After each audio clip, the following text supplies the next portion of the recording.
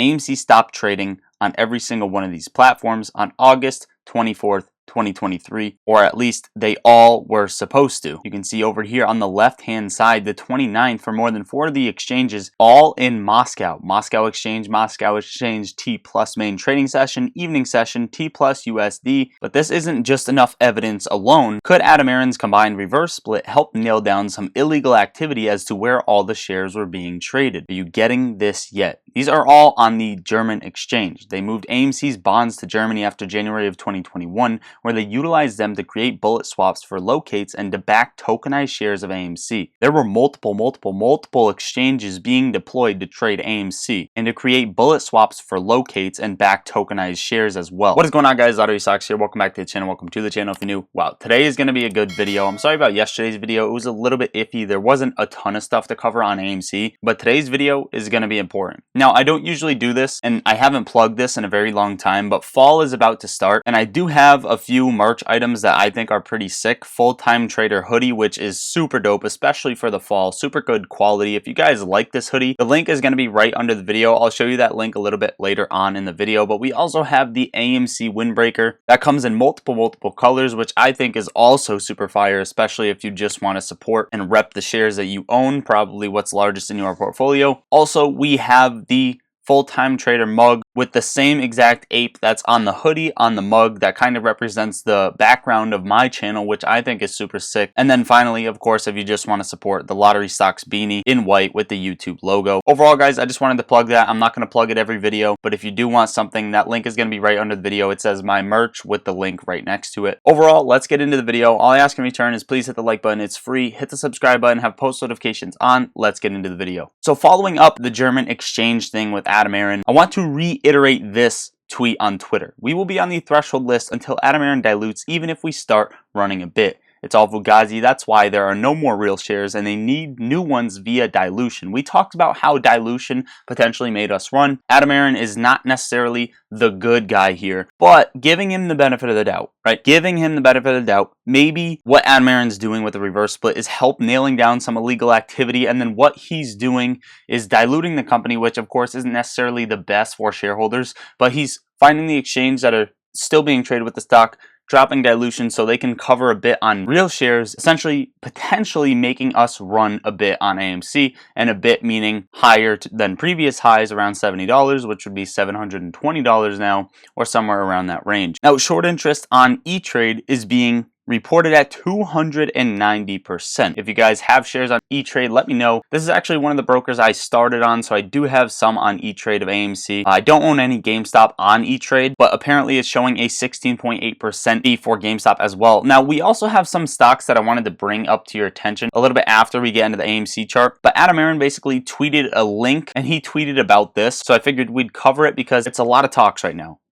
Taylor Swift, the Eras Tour history-making, record-breaking concert film experience comes to AMC theaters and to other movie operators in the theatrical event of the millennium. Figured I'd toss this in a video. It's being talked about a lot. It's probably going to create some revenue for AMC. Adam Aron tweeted it out, and we know he's been quiet, so I figured why not drop it into the video. Now, before we touch on the charts, ticker symbol SHOP, Shopify, ticker symbol TLRY, Tilray, which is a cannabis company, ticker symbol CHWY, which is Chewy Inc., and then ticker symbol MULN, Mullen Automotive. These are stocks I want you to put on your radar because they are having decent moves. Shopify being some sort of partnership with Amazon, Tilray starting another cycle, Chewy not doing too hot on its earnings. However, we're going to touch a little bit on that a little bit later in the video, as well as Mullen. Taking a look at AMC's chart, what do I have in gray? I did not change the time frame at all. I didn't stretch the bars pattern out at all. This is the time frame from back in January, right? From where we are now would be August 11th to September 7th before we get a rip. So that exact time frame, that exact amount of days back in January before the run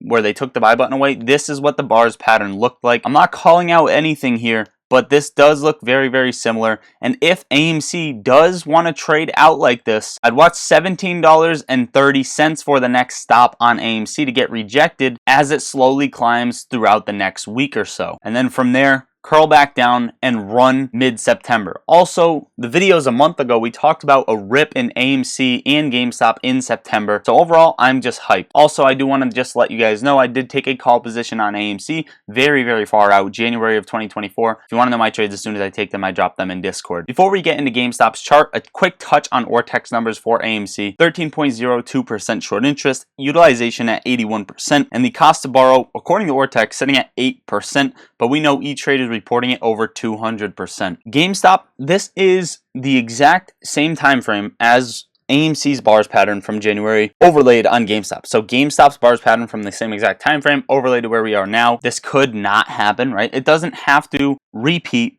but it does often rhyme, or whatever the saying is. This looks very similar as well for GameStop, meaning we'd come back down, get a little bit of a retracement, maybe down to $17.50, come back up and break this level at $18.32. Yes, we did break it, but I mean a clean break. So GameStop might get rejected here, sell off, retest it again, and clean break, and that is when we essentially start climbing. You guys let me know your thoughts on these bars patterns, if they'll play out, if these cycles will play out, or they are not running anytime soon. Let me know in the comments down below. Or does Adam Aaron have to dilute first? Now, like I said in the beginning of the video, this is the link. It says my merch. It's right under the video. Also, we have the Moomoo and Discord link under here. Before we move on to very, very important stuff, guys, get in the Discord. The link is right under the video. I don't want to spend a lot of time plugging stuff, but you know all the benefits. It's literally the cheapest Discord on YouTube. You won't notice it come out, so get in the Discord. Plus, if you want up to 16 free stocks, use my link, download Moomoo, sign up and make a deposit. They're having a nice promotion for September for you guys, so make sure to go do it now. Once you press my link, sign up and make a deposit of even a penny or more, you're going to start earning a ton of benefits. Plus, it's a good platform to trade on. Let's get back to the video. The Mullen Automotive lawsuit alleges that within the specified time frame, TD, Schwab, and National Finance Services,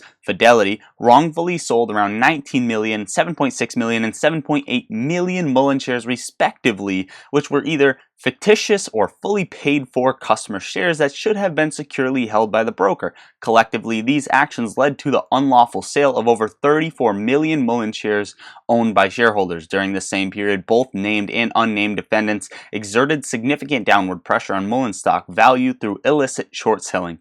This pressure led to Mullen executing a 10-to-1 reverse split on August 10, 2023, which reduced the outstanding shares from 1.8 billion to 181 million and restored the share price to over $1 by aligning it with NASDAQ listing regulations.